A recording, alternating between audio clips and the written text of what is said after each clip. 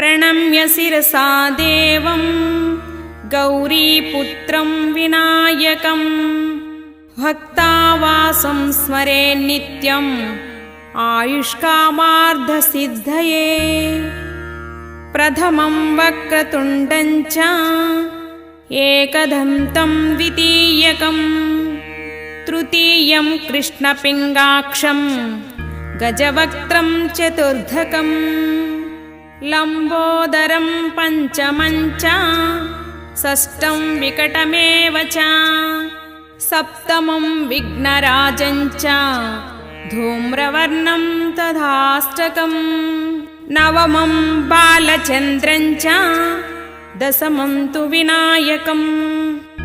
एकादशं गणपतिं द्वादशं तु गजाननं